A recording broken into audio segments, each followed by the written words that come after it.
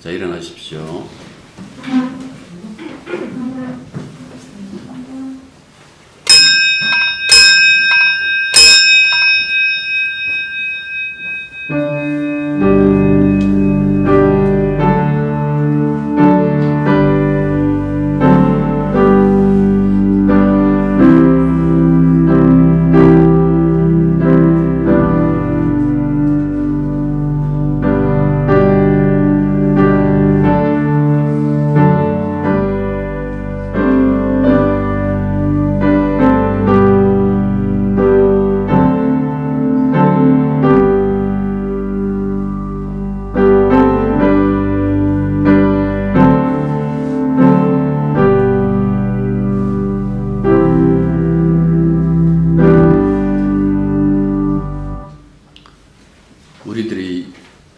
우리들의 평범한 일상이 얼마나 큰 하나님의 축복이었다는 그 사실을 이제서야 합니다. 모든 것이 멈추고 거리 두고 그리고 조심해야 되는 이 세상을 살아가면서 하나님 일상의 그 잡담이 함께 식사하고 떠들고 웃었던 그 일들이 찬양하고 즐거워하고 기뻐했던 그것들이 얼마나 큰 복이었다라는 그 사실을 이제 알아갑니다. 세상이 멈춘 만큼 미움도 멈춰지고 세상이 멈춘 만큼 세상의 회복이 있게 된다라면 이 일도 하나님의 섭리인 줄 알고 언제나 주님 앞에 감사하는 마음으로 저희들 살아갈 수 있도록 도와주시기만 간절히 바라고 원합니다. 우리 교우들의 1년에 그 1년이 아무 일 없이 지나갔다는 것으로 감사할 것이 아니라 이 땅을 다시 한번 생각하고 주님의 섭리를 생각하고 주님의 사랑을 생각하고 주님이 그 어떤 때라도 우리와 동행하고 있다는 그 사실을 깨닫는 것을 진정으로 감사할 수 있는 예배가 될 수 있도록 도와주시옵소서. 처음과 마지막 그 순간까지 주의 영이 함께 하시사 우리를 붙잡아 주시며 오직 주만 바라볼 수 있는 그런 예배가 되게 하여 주옵소서. 예수님 이름으로 기도드립니다. 아멘. 자, 성경 본문 보겠습니다. 디모데전서 6장 11절부터 21절까지.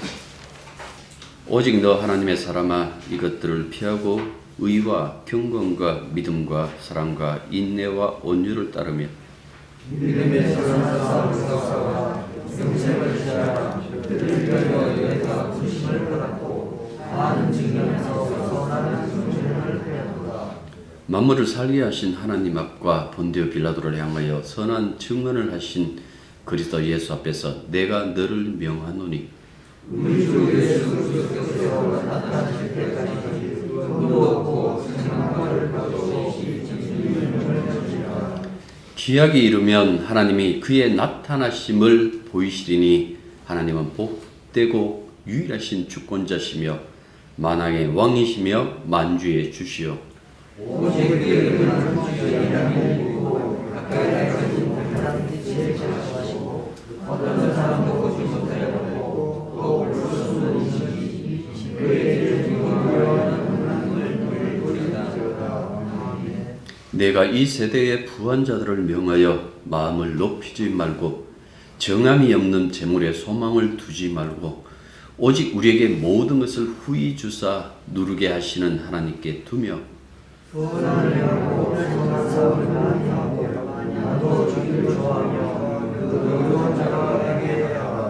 이것이 장래의 자기를 위하여 좋은 터를 쌓아 참된 생명을 취하는 것이니라.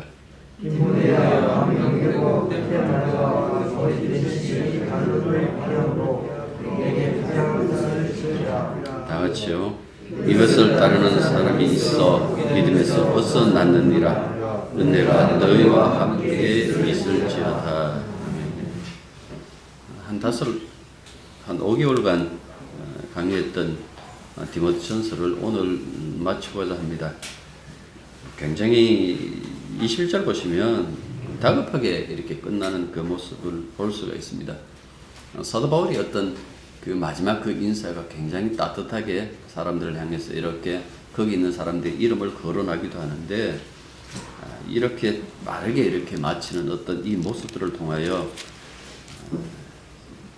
다급한 건지 아니면 그의 상황이 그런 건지 아니면 많은 사람들이 의문을 가지는 것처럼 디모데 이 전서가 사도 바울의 친저가 아니고 그에게 속한 어떤 제자들이었는지 우리는 파악할 길이 없습니다. 그러나 마지막 그 순간까지 우리는 이 사도의 그 이야기를 통해 가지고 어떻게든 보십시오. 보시면 이 세상이 아니라 하나님의 그 다스림 속에 있게 하려는 그의 그 생각들, 그의 마음이 고스란히 나타나 있는 것을 볼 수가 있습니다. 우리가 일반적으로 이제 사도 바울이 썼다라고 이렇게 보고 그렇게 이 말씀을 본다라면, 이 바울은 편지의 마지막 단락에서 디모데에게 하나님의 사람이라고 이렇게 얘기를 했어요. 이 옵션은 사실은 사도 바울의 어떤 그 서신에도 잘 쓰지 않는 그런 단어이기도 합니다. 호칭이기도 합니다. 그래서 왜 이런 것을 썼을까라고 했을 때에 새로운 언어는 세월이 지나가면서 새로운 언어를 쓸 수도 있고, 또한 이 새로운 단어를 쓸 때에 이 단어가 품고 있는 어떤 그 의미와 그 뜻을 가지고 이것을 말씀할 수가 있다라는 그 얘기입니다. 하나님의 사람이라는 이 명칭은 신약에서는 조금 이렇게 덜 사용되고 있지만은, 어떻게 보면 구약에서는 일반적으로 선지자들에게 사용되었던 것이 바로 하나님의 사람입니다. 선지자가 어떤 사람입니까? 어떻게 보면 이 세상의 죄악과 그리고 그 죄악에 대한 하나님의 반응에 굉장히 민감한 자들 아닙니까? 그래서 항상 열려있는, 하늘을 향해서 열려있는 사람들이 바로 선지자들인 거예요. 그러니까 하나님을 향해서 열려있는 그 마음 가지고 언제나 자신에게 주어진 그 하나님 말씀을 정말 두려움 없이, 그 말씀에 가감 없이 세상에 전달했던 그 선지자들처럼 디모데에게 용기를 주고 격려하는 거예요. 구약의 선지자들처럼 너도 이제 그들의 그 용기와 그들의 그 마음을 가지고 담대하게 복음을 전하라. 이 세상의 악한 그 자들에게 피하지 말고 끝까지 주의 복음을 증거하라는 어떤 그 격려의 말씀이 여기에 담겨져, 이 용어에 담겨져 있다라는 그 말씀입니다. 그래서 하나님의 사람으로 디모데가 피해야 할 것과 따라야 할 것을 이야기를 하는데, 피해야 할 것이 무엇인가라고 그렇게 얘기를 했다면 여기 11절 보시면 이렇게 얘기를 하죠. 오직 너 하나님의 사람아 이것들을 피하고 라고 그렇게 얘기를 했어요. 이것들이 뭘까요? 그 앞에 보십시오. 3절에 보면 다른 교훈하고 이렇게 나왔잖아요. 그 다음에 4절 보시면 교만, 변론, 언쟁을 좋아하는 것, 그 다음에 투기와 분쟁과 비방과 악한 생각, 마음의 부패, 그리고 진리를 잃어버리고 경건을 이익의 방도로 생각하는 그것들이 바로 이런 것들이에요. 그러니까 여기서부터 벗어나라라는 그 말씀입니다. 그리고 너는 오직 자족하는 그 마음으로, 이 자족하다라고 얘기를 했을 때 주님 한 분만으로 만족하는 그 마음이에요. 그 어떤 것보다도 주님을 사랑하고 주님을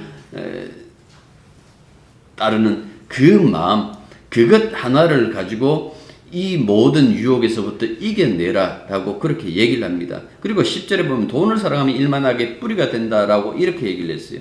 탐내지 말라라고 이렇게 얘기를 함으로써 과연 우리가 이 땅에 살아가면서 무엇이 우리를 살게 하는가라는 것을 보여주는 데에 굉장히 우리가 중요한 역할을 한다라는 그 사실을 아셔야 되는 거예요. 선지자들이 하나님의 그 말씀만 전해요. 자기의 생각, 자기의 정치적 성향을 가지고 이야기를 하지 않습니다. 구약의 선지자들은 어느 쪽에도 속하지 않았어요. 구약의 선지자들은 항상 하나님 편에서 그 하나님의 말씀을 증거하고, 또한 하나님 앞에 서면 백성들이 죄를 용서해달라고 용서를 비는 사람들이었어요. 그렇기 때문에 이들의 어떤 그 생각과 이들의 마음이라는 것은 항상 하나님께서 세상을 다스리신다, 하나님께서 이 세상에 생사화복을 쥐고 계시다라는 그 사실을 누구보다도 잘 아는 거예요. 그래, 주의 사람, 하나님의 사람이라고 그렇게 얘기했을 때에 성도의 그 역할이 무엇인가 하니까 과연 성도는 무엇으로 살아가는가라는 그 부분이죠. 자주 얘기했지만은 교회 다니는 것으로 여러분들에게 구원이 보장되는 것 아닙니다. 제가 예수 믿어야 된다. 그렇게 얘기를 했잖아요. 근데 문제는 예수 믿는다라는 것이 우리들의 힘으로 되지 않는다라고 얘기를 했잖아요. 주님의 선행되는 은혜가 있어야만, 주님의 은혜를 먼저 주셔야만 우리가 예수를 믿고 그리고 그분의 말씀을 쫓아가는데요. 왜 우리를 믿게 하셔서 천국으로 바로 인도하지 않고 이 땅에 남겨두는 거 하니까 보여주는 거예요. 과연 사람은 무엇으로 살아야 되는지 그 부분을 보여주는 거예요. 이 세상 모든 사람들이 그러하듯이 주님의 시대, 아니 주님의 그 이전에 수천 년 전부터, 아니 인간의 역사가 시작하고 소위 경제라는 거 물물 교환할 때부터, 그리고 돈이 그 역할을 할 때에 여러분들 그 돈이라는 그 위력이라는 것은 이 인간의 세계, 인간의 역사를 항상 지배하고 있었어요. 그 속에서 성도를 남겨두신 그 이유가 뭔가 하니까 과연 이 세상의 돈이 지배하고 이 세상의 돈이 우리를 구원하는 것인지 아니면 하나님이 구원하시는 것인지 그 사실을 알게 하기 위하여 우리를 이 땅에 남겨두셨다라는 그 말씀입니다. 믿음의 선한 삶이라고 그렇게 얘기를 했어요. 우리가 세상의 질서를 따르지 않는 것, 우리가 세상의 어떤 그 사람들이 요구하고 욕구하는 그것들을 따라가지 않는 것을 가지고 믿음의 선한 싸움이라고 얘기를 했어요. 믿음의 선한 싸움 하니까 사람들은 한동안 왜 2000년도 들어왔고 그냥 이 대구든 대한민국을 좀 시끄럽게 했던 뭐 다락방이라든지 여러 가지 어떤 그 이단들의 그 보면 항상 마귀들과 귀신들과 싸우는 것처럼 그렇게 이야기를 했어요. 우리가 마귀와 싸워야 되고 귀신들과 싸워야 된다라고 주장했지만은 사실은 우리는 마귀의 상대가 될 수가 없어요. 첫 만남부터 인간은 마귀에게 패배했습니다. 에덴 동산의 그 유혹을, 마귀의 유혹을 이길 수 없다라는 것을 보여주고 그 이후의 역사, 인류의 그 장구한 역사, 이스라엘의 그 장구한 역사로 다 보여주신 거예요. 누가 마귀의 유혹을 이겼는가? 못 이겼어요. 이스라엘 백성들이 왜 우상성했을까요?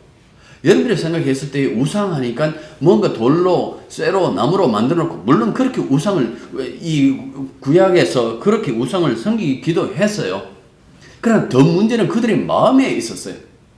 비록 그들이 끊임없이 하나님의 그 성소에 나왔지만은 그들의 마음에는 하나님이 없었어요. 하나님의 자리에 다른 것들이 이미 가득 차 있는데 다른 것이 무엇일까요? 그 땅에 보면 그 탐욕이었어요. 돈에 대한 탐욕, 땅에 대한 탐욕, 그 모든 것들이 그 사람들의 속에 있었어요. 하나님께서 그들의 마음을 보시고 토하고 싶다고, 너희들이 갖고 오는 재물을 내가 받지 않겠다고, 너희들이 그 속을 고치지 않는 한 내가 너희들에 대한 그 저주를 멈추지 않겠다고 하신 그 말씀도 그들의 마음속을 들여다보시기 때문에 그런 거예요. 새 언약을 가지고 우리들의 마음의 할례라고 얘기를 했어요. 마음의 할례라는 것은 우리가 우리 마음 고쳐먹는 것이 아니고 하나님께서 우리 마음을 새롭게 바꿔주시는, 체인지하는 것을 가지고 마음의 할례라고 성경에서는 그렇게 얘기를 해요. 그건 성령이 우리 속에 들어오시는 것이죠. 그렇게 본다면 인간의 그 역사라는 것은 여러분들, 저 사람은 너무 탐욕이 많아. 그럴 필요 없어요. 모든 인간들이 다 탐욕스러운 거예요. 그래서 모든 인간이 죄인이라고 그랬잖아요. 그래서 인간의 역사를 통해서 끊임없이 보여주는 거예요. 봐라, 인간의 세상은 이렇다. 인간의 욕심은 이렇다. 이거는 누구가 낫고 누가 나쁘다고 할 수 없다. 모든 인간이 이렇다라는 그 사실을 보여주고 난 다음에 그렇지 않는 새로운 인간을 보내셨는데 그분이 바로 예수님이시다 라는 그 이야기를 성경에서 이야기를 해주고 있는 거예요. 그래서 인류를 폐역해 했던 마귀와 싸울 그 상대는 처음부터 하나님께서 지정해 놓으셨어요. 그게 창세기 3장 15절. 이걸 갖고 하나님의 약속이라고 그래요. 굉장히 중요해요. 여자의 후손으로 오실 분. 싸움은 이분이 하시는 거예요. 이분이 마귀와 싸우지 인간은 결코 마귀의 상대가 되지 않는다라는 그 사실을 보여주셨다라는 그 말씀입니다. 그래서 요한일서 3장 8절을 보면 예수님이 세상에 오신 그 이유가 마귀의 일을 멸하시러 오셨다라고 그렇게 얘기를 하시고, 이 일을 통하여 히브리서 2장 14절에 보면 자기의 죽음으로 죽음의 세력을 잡은 자 곧 마귀를 멸하시기 위해서 그렇게 말씀하시고, 또한 골로새서 2장에서는 십자가로 그들을 굴복시켰다라고 그렇게 말씀하고 있는 거예요.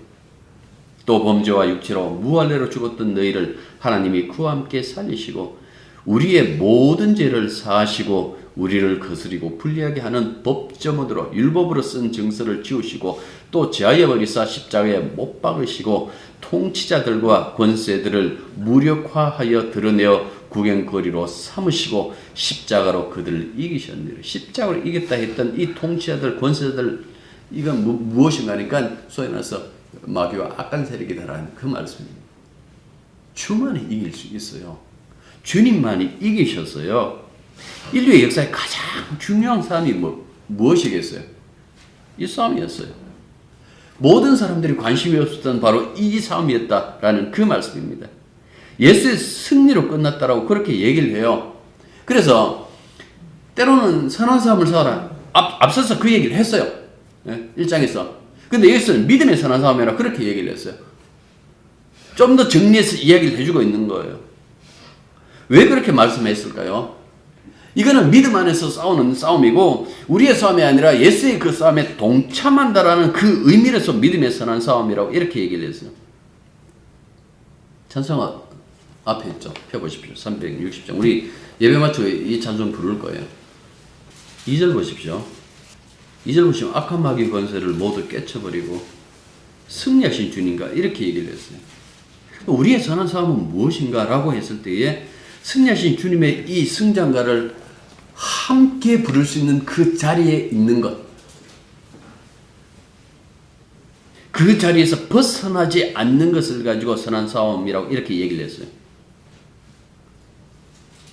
이 찬송가 가사에 보면 굉장히 지혜롭게 이렇게 제시를 하고 있죠. 그리스도의 승장가에 참여하는 것이 믿음의 선한 싸움이다라고 그렇게 얘기를 했어요.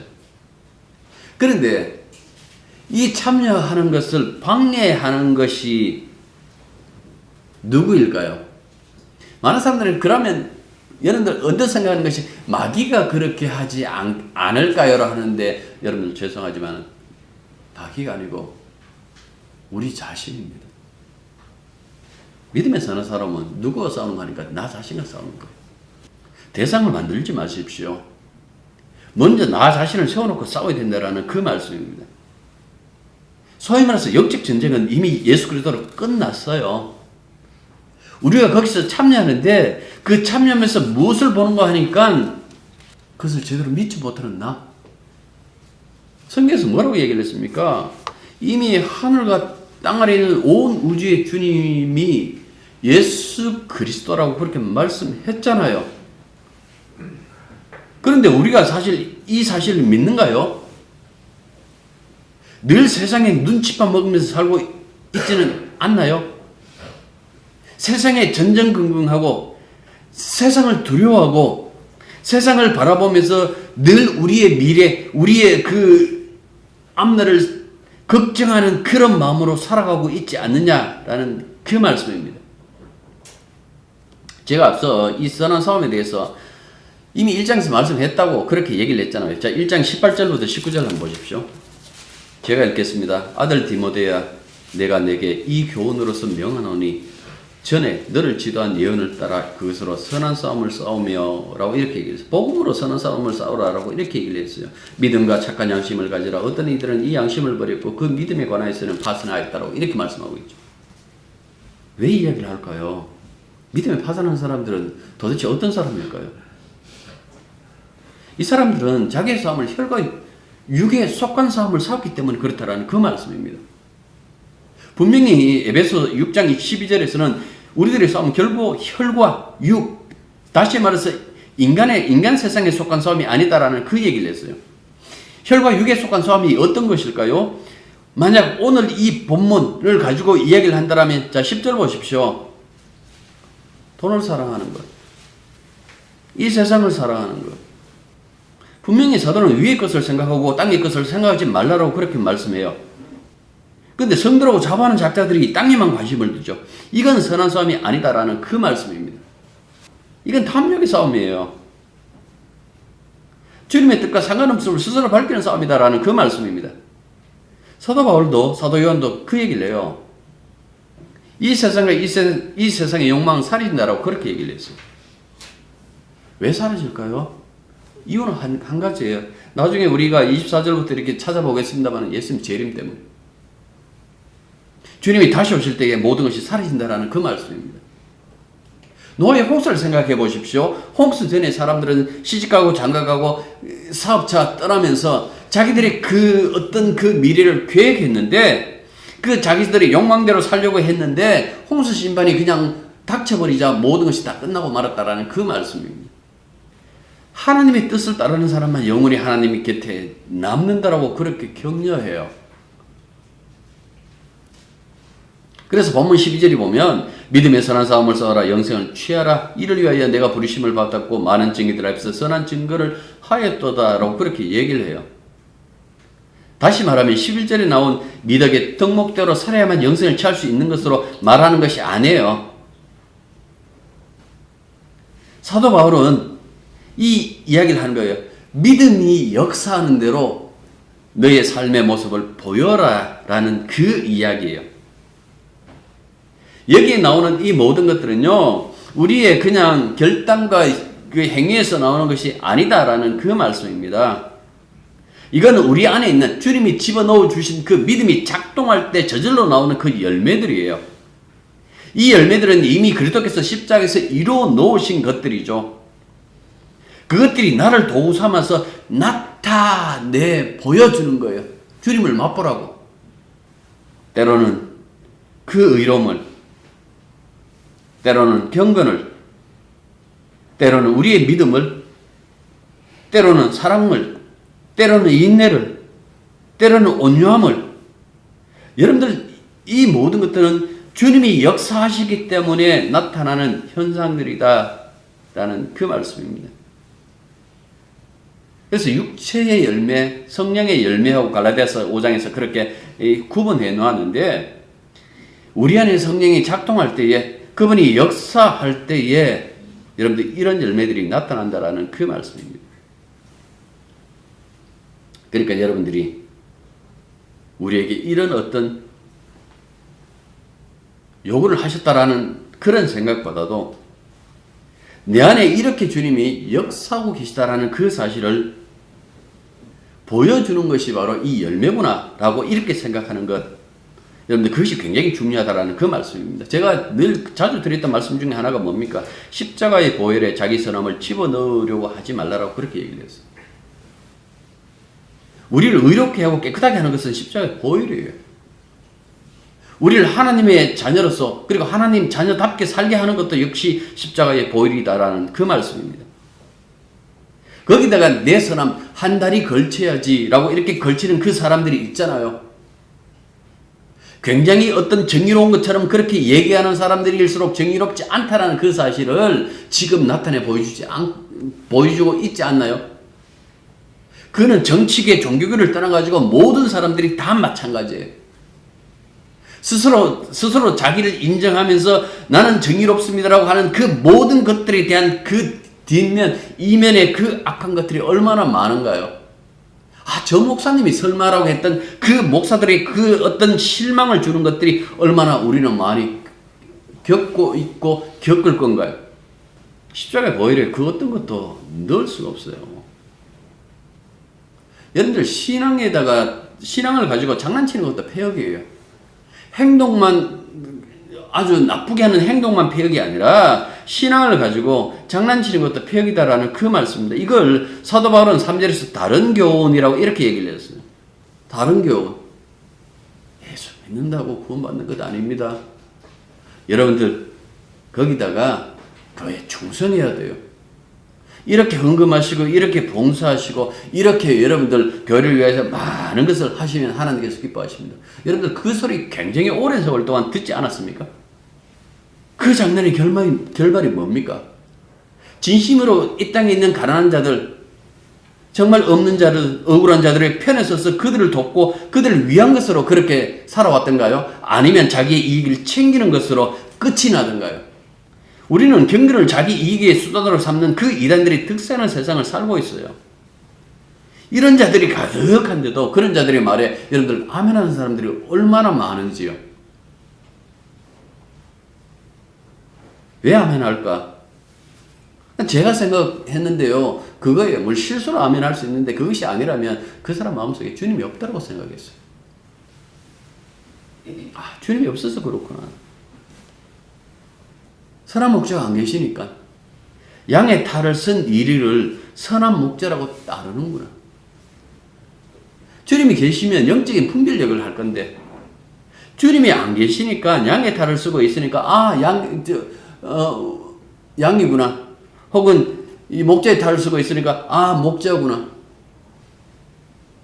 일인 줄 모르고 선한 목자라고 따르는 그 일을 버린다라고 그 말씀을 하신 거예요. 그만큼 이 세상은 어떻게 보면 굉장히 이렇게 모든 것이 드러나 있는데도 불구하고 사람들은 그 속에서 진짜 우리가 가야 될 길이 무엇인지 생각해 보지 않는 거예요. 오늘 본문에 보면 사도가 그 얘기를 해요. 예수께서 본디에 빌라도를 향하여 선한 증거를 하셨다고.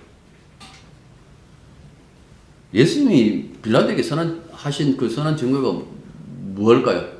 여러분 뭐라고 생각하세요? 예수께서 그 빌라도에게 한 것은 이 말씀이에요. 하늘에서 하나님이 정하신 대로 세상을 따를 수밖에 없다는 그 얘기를 하셨어요. 이게 무슨 소리가 하니까 빌라도가 예수에게 이런 얘기를 합니다. 나는 당신을 놓아줄 권세도 있고 죽일 권세도 있다라고 그렇게 얘기를 하니까 주님께서 그에게 이런 얘기를 합니다. 위에서 허락하지 않으면 나를 해할 권세가 너에게는 없다라고 그렇게 대답하셨어요. 소위 말해서 이 땅의 권세보다 하늘의 권세가 더 크다라는 그 사실을 말씀해 주고 있는 것이죠. 성도가 이 예수 그리스도의 그 진실하신 그 고백 속에 함께 있는 자를 가지고 성도라고 얘기를 하잖아요. 예수님과 한 형제라고 그렇게 말씀하잖아요. 우리가 하나님의 자녀이지 않습니까? 그렇다면 우리도 똑같은 어떤 그 고백을 해야 되는 것이 아닙니까? 우리들의 삶의 모습은 언제나 하늘의 그 요구에 따라서 따라가는 것이 아니냐라는 그 말씀. 지금 사도가 이 말씀을 하고 있는 거예요. 우리가 성도가 아니냐? 주님의 그림판이 아니냐? 주님이 우리의 그림판에 당신이 그리고 싶은 대로 그리시는데 그렇게 그리고 싶은 대로 그릴 때에 그냥 우리는 그분 말씀에 순종해야 되는 것이 아니냐라고 그렇게 얘기를 하고 있는 거예요. 바울이 왜 이런 말씀으로 가득 채울까요? 지난주 저희 그렇게 얘기를 했잖아요. 사도의 이 말은 현실감이 없더라고. 교회조차도 일용할 양식을 안 믿어요. 교회조차도 여러분들 그걸 믿지 않고 살아간다라는 그 말씀입니다. 그런데 왜 바울은 이 이야기를 할까라고 했을 때 14절 보시면 그런 얘기를 한다고요. 우리 주 예수 그리스도께서 나타나실 때까지 흠도 없고 책망받을 것 없이 이 명령을 지키라라고 이렇게 얘기를 했어요. 우리 주 예수 그리스도께서 나타나실 때까지 주님이 다시 오신다라는 것은 성도의 믿음을 뒷받침하는 초석이에요. 예수님이 다시 오신다라는 어떤 기대가 성도의 현재를 결정하죠. 마태복음 25장 달란트 비유. 유사한 이 비유가 누가복음의 19장에 나와요. 문화 비유에. 이 두 가지 비유는 차이점도 있고 또한 어떤 동일점도 있어요. 이게 뭔가 하니까 종말에 등장한 하나님 나라의 비유라는 어떤 그 동일성을 가지고 있다라는 그 말씀입니다. 이야기 전개와 내용에는 약간의 차이가 있어요. 선포 시기를 보면 비유를 말씀하신 시기가 달란트 비유는 예루살렘으로 입성하신 다음에 하셨어요. 그런데 문화 비유는 예루살렘 입성 전 여리고에서 삭개오를 만나는데요. 이 삭개오를 만나고 난 다음에 하는 것으로 기록되어 있다라는 그 말씀입니다. 또 주인에 대한 설명도 마태는 단순히 주인이 타국으로 갔다라고 했는데 누가는 왕위를 받아가지고 오려고 먼 나라로 떠났다라고 그렇게 얘기를 해요. 이건 아마 이 식민지 왕들이 로마로 가서 가이사에게 왕위를 받고 오는 것을 예로 들었다고 이렇게 볼 수가 있죠. 그래서 이 누가복음은 좀 더 이렇게 보면 정치적인 성향이 진하게 나타나요. 정들에게 고를 다스리는 권세를 준다든가 자신의 왕됨을 거절한 모습들을 어떻게 이렇게 처벌하는 어떤 그런 장면도 역시 이 정치적인 성향을 띠고 있다라는 그 말씀입니다. 그리고 인원과 금액도 차이가 나죠. 누가는 주인이 10명의 종에게 한 문화씩 공평하게 나누어 주었어요. 마태는 3명의 종에게 다른 액수의 돈을 준 것으로 되어 있어요. 첫 번째 종에게는 5달란트, 두 번째는 2달란트, 세 번째는 1달란트 맡겼다고 되어져 있어요. 그리고 금액도 차이가 난다고요. 한 문화는 100데나리온. 그런데 1달란트는 1만 데나리온. 굉장히 차이가 나죠. 그런데 이 이야기가 여러 가지 다른 점이 있음에도 불구하고 두 비유가 교훈하는 바가 무엇입니까? 하나님 나라의 영광이 예수의 예루살렘 입성과 더불어 당장 임하는 것이 아니다라는 그 말씀이었어요. 그 당장 임하는 것이 아닌 그 시기를 살아간 사람들에게 필요한 것은 무엇일까요? 인내죠. 참고 기다리는 것이죠. 그 다음에 믿음의 충성이죠. 그 믿음이 있어서 충성을 보이는 것이다 라는 그 말씀입니다. 그래서 여기 보면 14절을 보면 우리 주 예수 그리스도가 나타나실 때까지라는 그 말을 해요. 이 말을 보면 금방이라도 예수님이 재림이 가까이 온 것처럼 그렇게 보여지겠지만 15절 보십시오. 15절에서 이런 얘기를 합니다. 15절에서 보면 기약이 이르면 라고 이렇게 얘기를 하죠. 기약이 이르면. 그래서 앞에 이 주 예수 그리스도가 나타나실 때까지를 약간 상대화시킵니다. 왜 이렇게 하는 거 하니까 언제 오실지 우리는 알 수 없다라는 그 마음이 여기 담겨져 있는 거예요. 그러면 그 시기를 살아가는 우리들은 어떻게 살아가야 될까라고 했을 때 믿음의 사람으로서, 예수의 사람으로서, 하나님의 사람으로서 하루하루 충실하게 살아야 된다라는 그 의미를 여기에 담고 있다라는 그 말씀입니다. 하지만 자, 여러분들, 이 믿음에 사는 사람이 끝이 있어요. 그 끝이 무엇인가 하면 주님 다시 오신다는 이것이 소망이기도 하고 끝이기도 해요.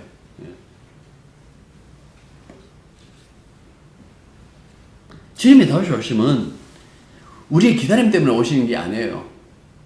하나님의 약속이다라는 그 말씀이죠. 그래서 이렇게 얘기를 하죠. 기약이 이르면 15절 보십시오. 하나님이 그의 나타나심을 보이시리니. 그리고 이제 하나님에 대해서 8가지 그 얘기를 해요. 복되시다, 유일하신 주권자시다, 만왕의 왕이시다, 만주의 주시다, 그에게만 죽지 아니함이 있고 그만 영원하신 분이시다. 그 다음에 가까이 하지 못할 빛 속에 거하시는 분이시다. 어떤 사람들도 보지 못하고 볼 수도 없다 라는 그 얘기를 하죠. 그 다음에 존귀와 영광과 권능이 그에게만 계시다라는 그 이야기를 해주고 있는 거예요. 그러니까 이런 어떤 모습을 통해 갖고 뭐라고 얘기를 합니까? 이런 하나님이 다스리는 하나님의 사람으로 살래? 아니면 돈이 다스리고 돈이 최고인 그런 사람으로 살래? 묻고 있는 거예요. 주님이 너희들을 어떻게 구원했는데? 너희들을 어떻게 이렇게 하나님의 사람으로 만들었는데? 지금도 너희 안에서 역사하시는 그 역사를 통해 가지고 선한 길을 가는 것이 성도가 아니겠느냐라는 그 말씀입니다. 지치고 때로는 넘어지기도 하고 주변에는 유혹하는 것들이 굉장히 많았어요. 예수 믿는 것들이 마지막 21절 보시면 제가 인사가 굉장히 빨리 끝난다고 그렇게 얘기를 했잖아요. 보시면 20절에서 보면 망령되고 헛된 말과 거짓된 지식의 반론 이 얘기를 했잖아요. 이것을 21절 이것을 따르는 사람들이 있어 믿음에서 벗어났다라는 그런 말을 했다고요. 그러니까 이미 이 시대부터 굉장히 어려운 상황들이 벌어졌는데 여기서 성도가 할 수 있는 유일한 길은 뭐라고요? 주님께서 주시는 그 믿음으로 살아가는 것. 그것밖에 없다라는 그 이야기를 해주고 있다라는 그 말씀입니다. 그러면서 한 가지 부탁을 하죠.